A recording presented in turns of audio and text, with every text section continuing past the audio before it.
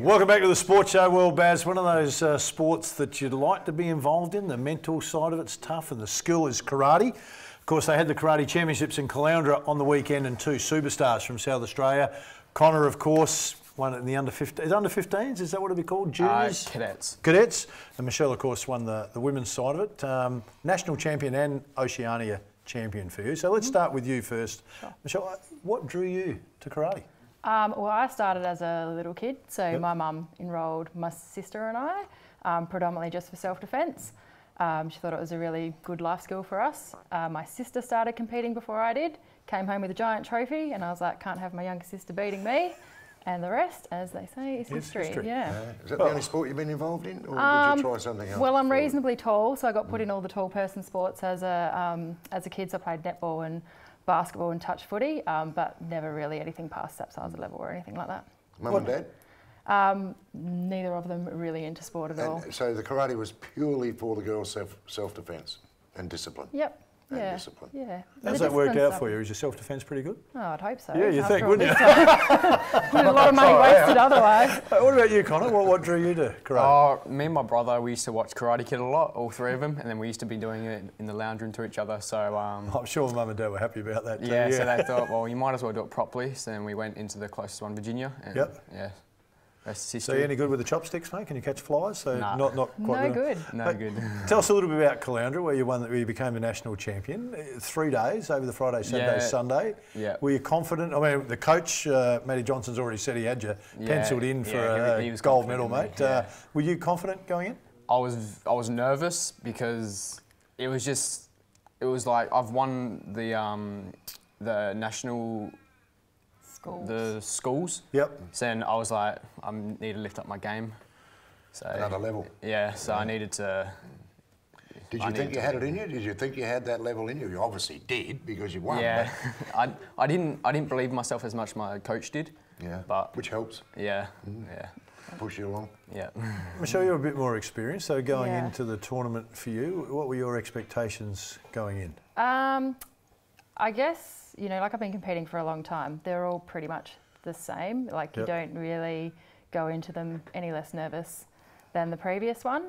I was selected for the World Championships earlier in the year, so just mentally for me it was really important that I won just for that pathway towards November, which is when the World Championships are. So, yeah.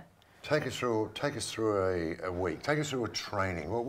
If we go to train, Phil goes to training, he's a basketballer, he'll shoot some moves, he'll run around a little bit and whatever. What do you do? What is a karate training? Yeah, so I guess karate's sort of two facets. You have the self-defense and that sort of side of things, and then the sports karate side. The sports karate side will definitely have the self-defense elements in it. Like that's all your basic techniques, so your punches, your kicks, your blocks, and that sort of thing. And that's equally as important as the more dynamic sports karate side.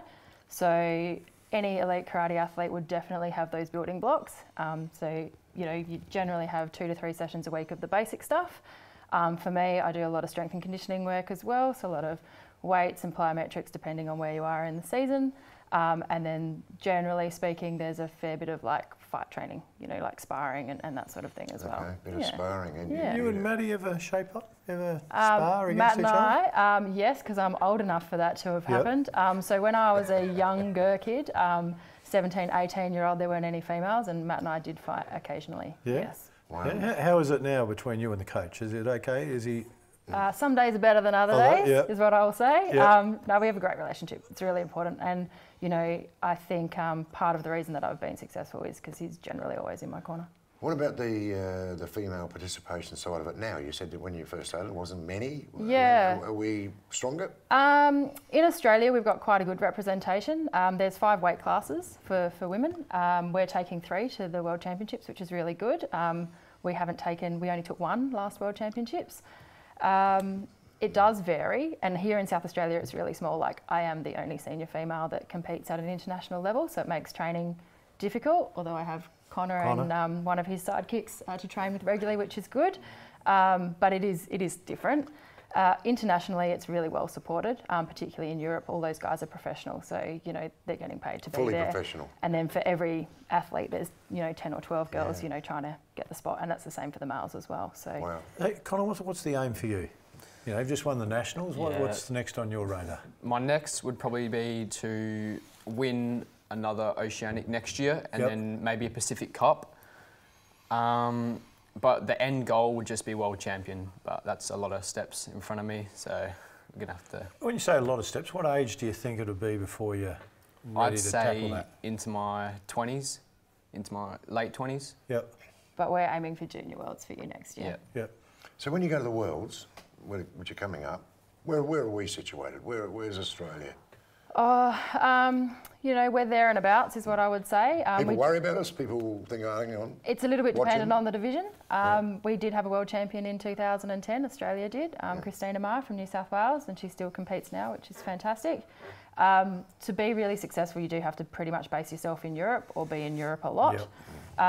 All the World Karate Federation qualifying events are in Europe or South America. So it will just really depend the next sort of 4 months, or you know the next one's next month, and we'll sort of see who's in form. But you know, I don't think people will go in and completely discount an Australian, but they're probably not going in as a favourite either. Michelle, you're ranked 25 in the world at the moment, and the rankings stop at 300. You were saying before, but we know there's thousands of women around the world that compete. To get to 25 is a pretty impressive accomplishment when you say, I'm working and I've got kids and I'm going up against full-time professionals. How far away do you think you are from a top 10? What would you have to go full-time? I would have to go full-time, and I'd have to probably base myself in Europe for the next 12 to 18 months. I'm definitely coming towards the end of my career. What are you, 37? I am 37, yes. And I've got, you know, 4-year-old twins at home that start school next year, so picking up and moving to Europe's probably not on the cards. No. Girls? Little girls? Identical girls, yes, Layla and Riley. And does that karate stuff help with them when you're trying to get them to go to bed and stuff like that? Is that it's not helping? Because I'm prepared to take it up because nothing worked that I tried. So, no. I wish it did. You know, it's definitely challenging. And I've got one of them that loves karate and the other one that's a bit. I was going to ask that question. Is it a direction that you will try and put the girls, because the discipline side of the sport is the discipline immense. side of things is great for kids, you know, particularly like when you guys started, you know, you would have been little kids as well, and you see that with, you know, from 4 upwards, it really makes a difference, their concentration and that sort of thing. Both of my children could do with that, so I think that would be a definite bonus. But at the same time, it's clear across the board. Then I just want you to know that it doesn't matter what sport you're involved in, they behave the same. But it's not something I want to force them into. So if they choose to do it, Layla's been super keen, wanted a karate uniform the minute she turned 4. Has done a little bit, but you know, I don't want them to feel like they have to do it just because Mum did it. So. And Manny, what about you at school? You know, most of the guys are either playing footy or into cricket or into the stuff, and they go, "Oh, what do you do?" I do karate. Is someone then go naturally? Oh, well, show us a kick or give us a chop. Or how often does that get asked of you? Most of the time, it's difficult to relate with people because I do a different sport, so it's just difficult to relate with them.